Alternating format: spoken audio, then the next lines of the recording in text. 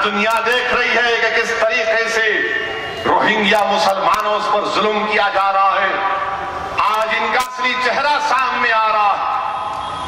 کوئی آواز اٹھانے والا نہیں ہے, کوئی بولنے والا نہیں ہے. ہیومن رائٹس کی باتیں کرنے والے جو مرنے کے بعد اپنے کتے اور بلیوں پر $5 ملین چھوڑ کر جاتے ہیں, آج ان کی زبانیں خاموش ہیں. جو عورتوں کے حقوق کی بات کرتے ہیں بلکہ لیسبینز اور گیز کے حقوق کی بات کرتے ہیں, آج تمہاری زبانیں خاموش کیوں ہیں؟ ہم پوچھنا چاہتے ہیں. انسانیت مر رہی ہے, روہنگیا مسلمان نہیں بلکہ انسانیت مر رہی ہے برما میں.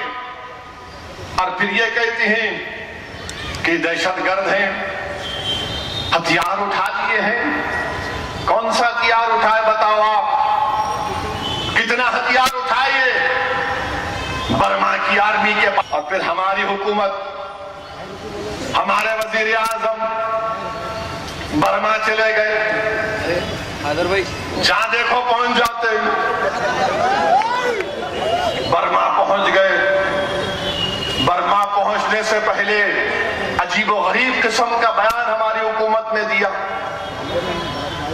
کہا کہ نہیں, وہاں پر دہشت گرد لوگوں کو مار رہے ہیں, یعنی روہنگیا مسلمانوں کو دہشت گرد کہہ دیا.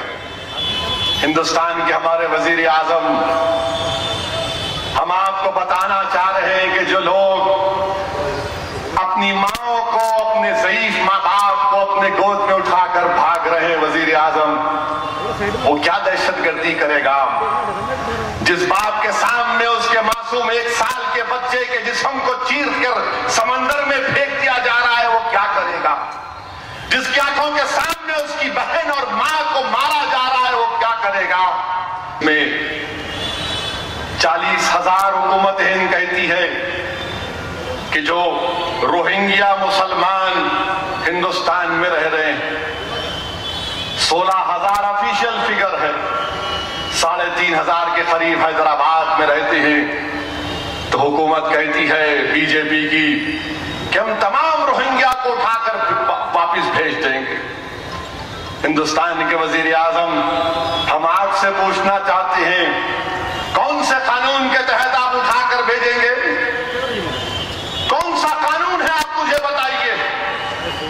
ہندوستان کے وزیر اعظم مسٹر مودی, آپ سیکورٹی کونسل میں ہندوستان کی پرماننٹ ممبرشپ چاہتے ہیں, تو کیا یہ آپ کا مزاج ہوگا ایک سپر پاور کا کہ جو ریفیوجی یہاں پر اقوام متحدہ کے ہیومن رائٹس کمیشن کی رسید ان کے پاس ہے, کیا آپ ان کو اٹھا کر پھینک دیں گے؟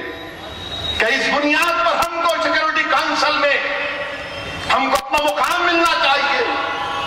ہندوستان کے وزیر اعظم, آپ 40,000 لوگوں کو ہندوستان سے اٹھا کر واپس دوبارہ برما بھیجانا چاہتے ہیں. ہم پوچھنا چاہتے ہیں ان تمام سیاسی جماعتوں سے بشمول کانگریس سے, یہ تمام سیکولر پارٹی سے, ایک فرقہ پرست لیڈر تم سے پوچھ رہا ہے.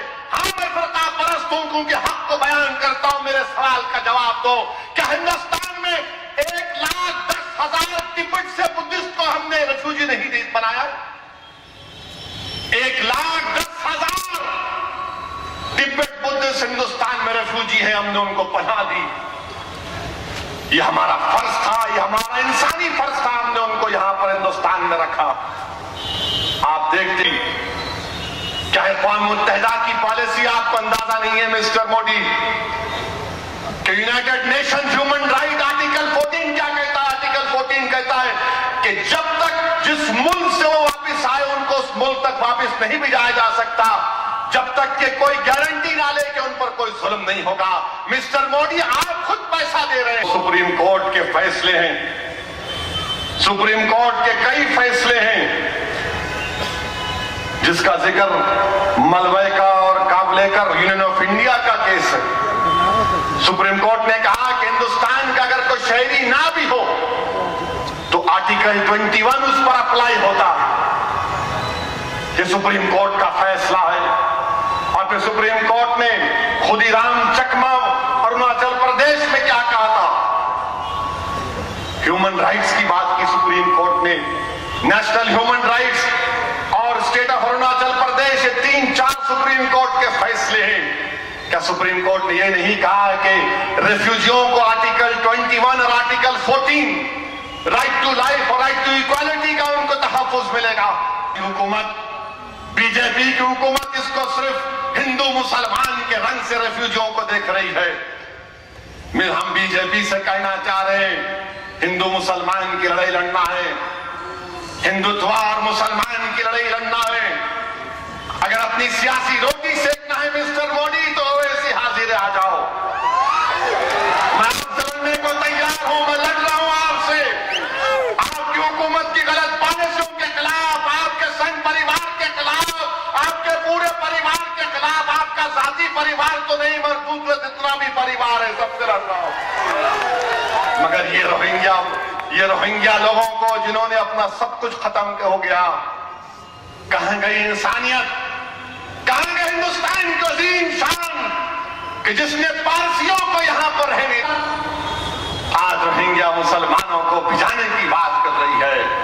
अरे हिंदुस्तान के वजीर आजम, मत करो आप ये।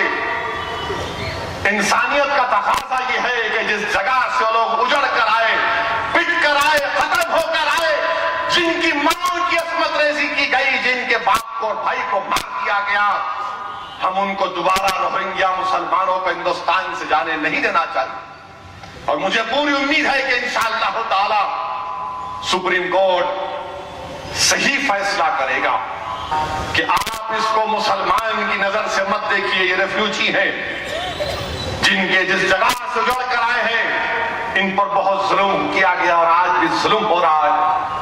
हम उम्मीद करते हैं कि हुकूमत हिंद ये 40,000 रोहिंग्या मुसलमान जो दीन के एतबार से मुसलमान हैं, जो हिंदुस्तान की सरजमीन में आकर पनाह लिए हुए, हिंदुस्तान इनको पनाह देगा, हिंदुस्तान इनको पनाह देगा, हिंदुस्तान इनको इज्जत की जिंदगी गुजारने के लिए मौका देगा, हिंदुस्तान इनके बच्चों की सही सलामत परवरिश की इजाजत देगा। क्योंकि हिंदुस्तान का constitution right to equality, right to life न सिर्फ हिंदुस्तानियों पर बल्कि रेफ्यूजियों पर भी अप्लाई होता है। और मिस्टर मोदी, जब तस्लीमा नसरीन रह सकती है तो क्या रोहिंग्या नहीं रह सकता यहां पर? जब तस्लीमा आपकी बहन बन गई तो क्या रोहिंग्या आपका भाई नहीं बन सकता मिस्टर मोदी?